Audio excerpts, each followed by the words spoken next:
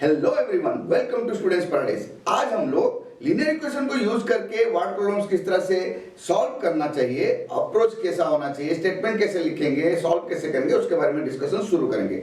आज हम लोग कुछ क्वेश्चंस डिस्कस करेंगे। मेरे नेक्स्ट वीडियो में हम लोग कुछ और क्वेश्चंस का भी डिस्कशन करेंगे, ठीक है? तो मेरे साथ बने रहिए। तो आज का क्लास चलो शुरू करते हैं स्टूडेंट्स। तो अभी हम लोग ये फर्स्ट क्वेश्चन को सॉल्व करेंगे। पहले क्वेश्चन पढ़ लेते हैं। Sum of three consecutive integers is 246. Find the integers. देखो, sum of three consecutive integers. पहले integers क्या है?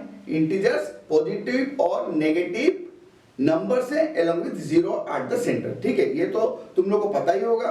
अगर पता नहीं है तो मेरा इंटीजर का एक प्लेलिस्ट है चैनल में, वहां पे जाओ तो इंटीजर का डिटेल्स तुमको पता चल जाएगा। ठीक है, अब कंसेक्यूटिव मतलब क्या? एक के बाद एक। ठीक है, हम लोग काउंटिंग कैसे करते हो? 1 2 3 4, तो डिफरेंस ऑफ 1 यूनिट। ठीक है, तो कंसेक्यूटिव मतलब एक के बाद एक। यहां पे बोला गया 3 कंसेक्यूटिव इंटीजर्स। तो यहां पे ये पहले हमें सोचना है कि हमें कुछ भी तो पता नहीं है, गिवन डाटा कुछ नहीं है, बस एक पता है कि सम 246 है। तो जो सबसे छोटा इंटीजर होगा उसको हम लोग एक वेरिएबल लेंगे। तो फर्स्ट स्टेटमेंट होना चाहिए जो गिवन डाटा है, तो वो लिखेंगे हम कि sum of 3 consecutive integers is 246। ठीक है, ये लिख दिया हमने। फिर हम ये लिखेंगे कि वेरिएबल हम किसको ले रहे हैं। सो let the 3 integers be, okay. Let the 3 integers be मतलब 3 इंटीजर हम अपने वेरिएबल को यूज करके ले रहे हैं। पहला क्या होगा? पहला अगर x हुआ, नेक्स्ट क्या होगा? उससे 1 यूनिट बड़ा होगा। ठीक है, तो x प्लस 1, फिर उसके बाद x प्लस 2। ठीक है, ये 3 इंटीजर हमने ले लिया यूजिंग वेरिएबल x। तो हमें अभी ये लिखना है आज पर द क्वेश्चन, ATQ लिख सकते हैं। आज पर the question x plus 1 plus x plus 2 is equal to 246। ठीक है, sum of 3 consecutive integers is equal to 246। देखो, तो ये जब मैं कैलकुलेट करूंगा x plus x plus x 3x plus 1 plus 2 3 is equal to 246। यहां पे हम लोग एक लीनियर इक्वेशन हमें मिल गया। तो इसको अभी हम लोग सॉल्व कैसे करेंगे ये तो हम लोगों ने ऑलरेडी डिस्कस किया हुआ है। तो यहां पे क्या करें, हम ट्रांसपोजिशन मेथड यूज करेंगे जो हम नॉर्मली करते हैं। तो 3x है, यहां पे प्लस 3 है, अगर राइट हैंड साइड में जाएगा तो -3 हो जाएगा। So 246 -3, that implies 3x is equal to 243। अभी 3x मतलब 3 into x, so x would be 243 divided by 3, that is 81। देखो, यहां पे कभी कभी गलती ये हो जाता है, जब हम लोग का ये प्रैक्टिस हो जाता है कि रूट निकालते रहते हैं तो कोई वेरिएबल जो है उसका वैल्यू निकाल देते हैं। कभी कभी ना जल्दबाजी में छूट जाता है, क्या भाई हाँ x का निकल गया वैल्यू, हो गया खत्म, लीनियर इक्वेशन सॉल्व हो गया। नहीं, हमको क्या है, फाइंड द नंबर्स बोला या फाइंड द इंटीजर्स, तो तीनों का वैल्यू निकालना है। तो x का निकल गया, तो x plus 1 is equal to 81 plus 1 that is 82, x plus 2 that is 81 plus 2 that is 83। यहां पे भी खत्म नहीं होता, मैं बार बार बोलता हूं, अगर फुल मार्क्स लाना है वर्ड प्रॉब्लम में सारे स्टेप्स करने होंगे। यहां कैलकुलेशन खत्म होता है लेकिन फाइनल स्टेटमेंट लिखना बाकी है। तो यहां पे हम लिखेंगे सो, ठीक है, so the desired integers are 81, 82 and 83। ठीक है, यहां पे तुम्हारा वर्ड प्रॉब्लम का सॉल्यूशन खत्म होता है। देखो, तुम लोग बाद में वेरीफाई भी कर सकते हो। बोला है 246 उसका सम होना चाहिए, तो तुम रफ में क्या करना, वेरीफाई भी कर देना कि भाई साहब देखिए 81, 82, 83, 3 प्लस 2 5 प्लस 1 6, 24, 246। ठीक है, ये बहुत छोटा सा एक क्वेश्चन था, कैलकुलेशन छोटे थे तो क्या है ऐसे देख के भी पता चला कि नहीं राइट चला, कुछ प्रॉब्लम ज्यादा कैलकुलेशन नहीं था। लेकिन ये एक आदत रखो, अगर कहीं अगर तुम्हारे पास बड़ा बड़ा कोई कैलकुलेशन है जहां पे कि बहुत सारे कैलकुलेशन तुमने किया हुआ है, फिर फाइनली तुमको एक आंसर मिला है, तो एक बार चेक कर लेना बहुत जरूरी है, ठीक है, ताकि बाद में पछताओ मत, ठीक है। वो क्या कहावत हमने देखा है, अब पछताए का हुए जब चिड़िया चुग गई खेत। समय रहते समझ जाओ और अपना गलती सुधार लो, ठीक है। तो अभी दूसरा क्वेश्चन हम लोग डिस्कस करेंगे स्टूडेंट्स।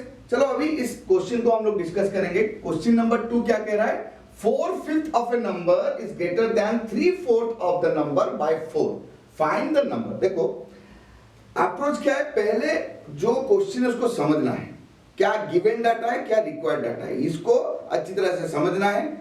फिर क्वेश्चन के डाटा को लेते हुए एक लीनियर इक्वेशन प्रिपरेशन करना है और उसको सॉल्व करना है।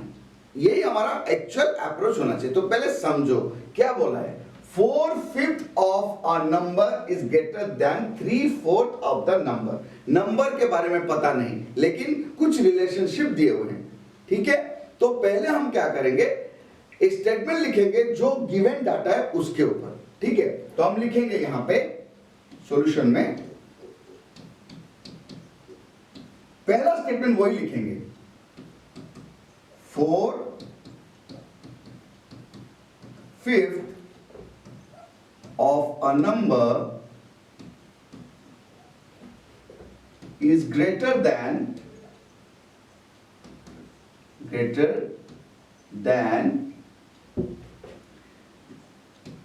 3/4 of द नंबर, मतलब उसी नंबर, वही सेम नंबर बाय 4।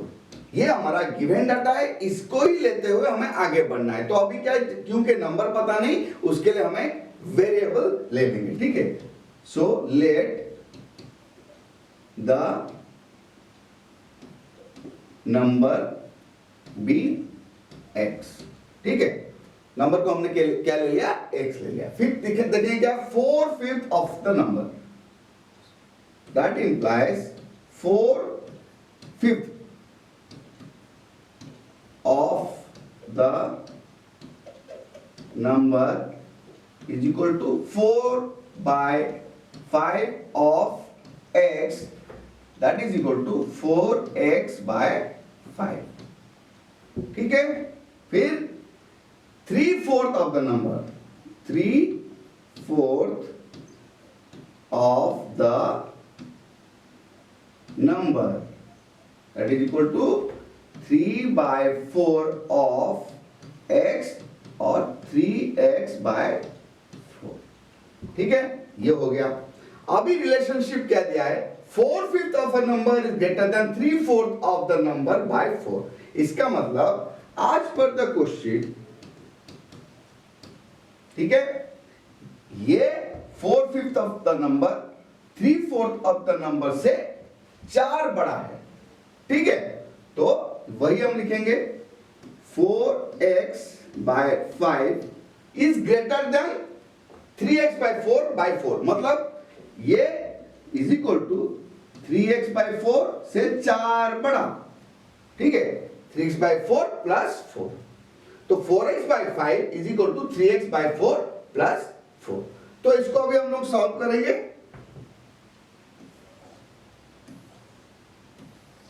ठीक है। देखो, so 4x/5 is equal to 3x/4 plus 4, that implies 4x/5 minus 3x/4 is equal to 4। ये प्लस था, लेफ्ट हैंड साइड में आया तो माइनस हो गया।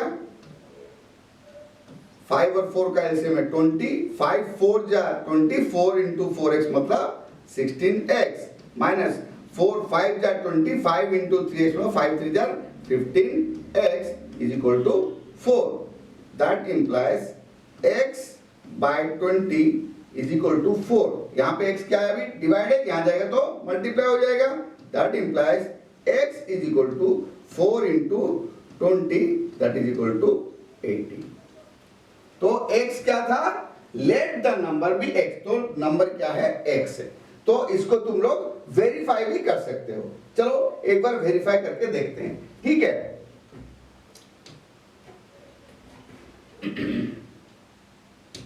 देखो नंबर क्या निकला था, हमारा नंबर निकला 80, ठीक है। 4/5 of number 4/5 of 80, that is 4/5 into 80, okay. 16 64, 3/4 of 80, that is equal to 3/4 into 80, 60। 4/5 of number, उनका डिफरेंस देख लेते हैं, 64 माइनस 60 इज इक्वल टू 4। देखो 4/5 of the number is greater than 3/4 of the number by 4, verified. ये तुम्हारा verification complete हो गया, मतलब तुम्हारा जो कैलकुलेशन पूरा सही है, ठीक है। तो एक चीज ध्यान दो, ये तो तुम्हारा वेरिफिकेशन हो गया। तो जो तुमने वर्ड प्रॉब्लम किया हुआ है वहां पे तुमको फाइनल स्टेटमेंट भी लिखना है, ठीक है। ये वेरिफिकेशन नहीं है, वेरिफिकेशन तुम रफ में करना, ठीक है। वर्ड प्रॉब्लम के सारे स्टेटमेंट हो गए, तुमने x का वैल्यू निकाल लिया, वहां उसके बाद तुम्हारा एक फाइनल स्टेटमेंट हो जाएगा, so the required number is 80, ठीक है। इसके बाद तुम्हारा वर्ड प्रॉब्लम खत्म होता है, ओके। समझ में आया स्टूडेंट्स? तो चलो अभी इस क्वेश्चन को हम लोग डिस्कस करेंगे। क्वेश्चन नंबर 3 कह रहा है, one of the angle of the triangle is equal to the sum of the other two if the ratio of the other two angle is 2:3, then find the angles, ठीक है। तो पहले solution में जाने से पहले क्वेश्चन को समझना जरूरी है। One of the angle of triangle is equal to the sum of the other two, मतलब एक ट्राइंगल में कितने एंगल्स होते हैं, 3। ये कह रहा है एक एंगल जो है equal to sum of the other two angle, बाकी दोनों एंगल्स का जो सम है उसके साथ समान है, ठीक है। और ratio of the other two angles, मतलब जो दो एंगल्स का सम तीसरा एंगल है, तो उन दोनों का रेशियो है 2:3, ठीक है। तो ये हमको पहले स्टेटमेंट में लिखना है, सॉल्यूशन, ठीक है।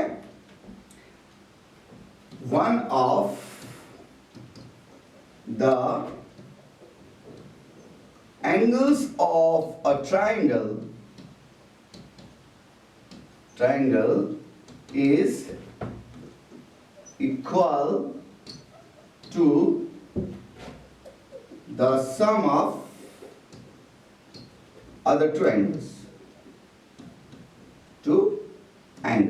पहला स्टेटमेंट ये हो गया। फिर देखेंगे क्या दूसरा statement, ratio of the other two angles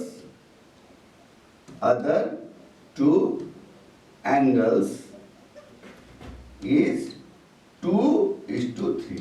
देखो ये हो गया हमारा गिवन डाटा, ठीक है। उसके बाद हमारा अप्रोच होगा सॉल्यूशन के तरफ। तो हम क्या करेंगे, हमारे पास एंगल्स पता ही नहीं है कुछ, लेकिन एंगल सम प्रॉपर्टी हमको पता है कि sum of the angles of a triangle is 180 degree, ठीक है।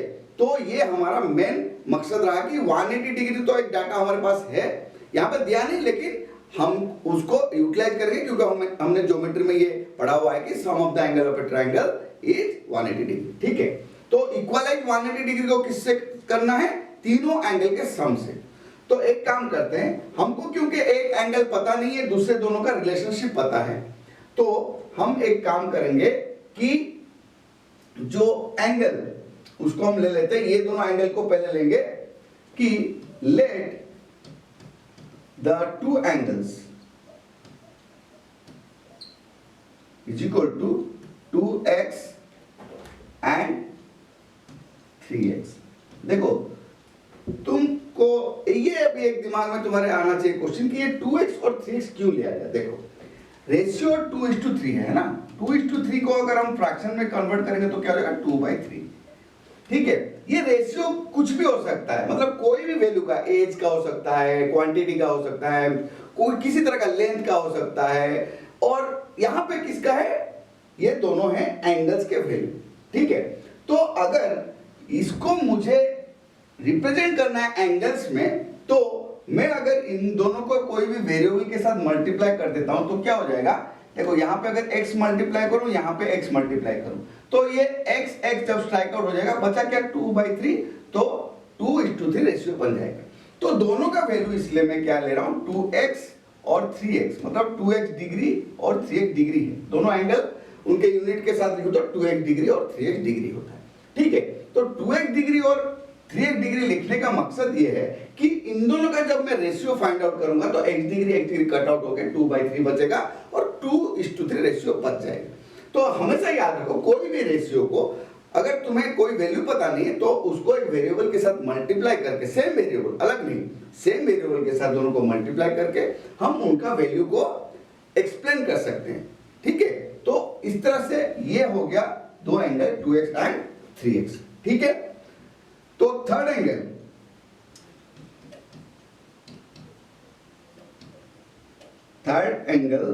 Is equal to 2x plus 3x that is equal to 5x, है ना। दोनों का सम बोला है कि one of the angle of the triangle is equal to the sum of the other two angles, तो 2x plus 3x is equal to 5x हो गया। ये 5x हो गया एक एंगल, 2x और 3x, तो टोटल कितना हो गया, that implies sum of the angles is equal to 2x plus 3x plus 5x, that is equal to 2 plus 3 5 5 10x, okay. अभी लिखेंगे क्या, that implies 10x is equal to 180 degree. यहां पे लिखने के बाद एक्चुअली ब्रैकेट में लिखना चाहिए angle sum property of triangle। तो अभी यहां पे देखो, that implies x is equal to 180 degree by 10, that is equal to 80 degree. देखो x का वैल्यू पता चल गया, अभी हम सारे एंगल्स का वैल्यू पता कैसे है, देन फाइंड द एंगल्स, मतलब अभी हम लिखेंगे क्या, 2x is equal to 2 into 18 36 degree, 3x is equal to 3 into 18 54 degree, और 5x is equal to 5 into 18 90 degree, ठीक है। तो अभी हम लोग फाइनल स्टेटमेंट लिखेंगे, the angles are 36 degree 54 degree and 90 degree, ठीक है। अभी देखो तुम वेरीफाई करना चाहो तो कर लो, देखो 36 प्लस 54 और 90 180, ठीक है। तो ये तुम्हारा हो गया फाइनल आंसर। इस तरह से तुम लोगों को ऐसे क्वेश्चंस को सॉल्व करना चाहिए, ठीक है स्टूडेंट्स। आज हमने लीनियर इक्वेशन को यूज करके कुछ वर्ड प्रॉब्लम्स को सॉल्व किया। हमने डिस्कस किया कि किस तरह से क्वेश्चन को समझना चाहिए, किस तरह से स्टेटमेंट बनाना चाहिए और किस तरह से इक्वेशन फॉर्म करना चाहिए। इक्वेशन फॉर्म करने के बाद हम आसानी से कोई भी इक्वेशन को सॉल्व कर सकते हैं, ठीक है। तो आशा करता हूं तुम लोगों को समझ में आ गया होगा। अगर नहीं तो वीडियो को दोबारा वॉच करो, जहां पे कुछ भी नोट डाउन करना होगा करो, और अपने बुक से जो वर्ड प्रॉब्लम्स है उसको सॉल्व करने की कोशिश करो। अगर कुछ प्रॉब्लम है तो मेरे मेल आईडी में मेल करो, मैं तुम लोगों को पक्का रिप्लाई करूंगा, ठीक है। तो जैसे कि मैं हमेशा बोलता रहता हूं, keep revising, keep practicing and most importantly keep smiling.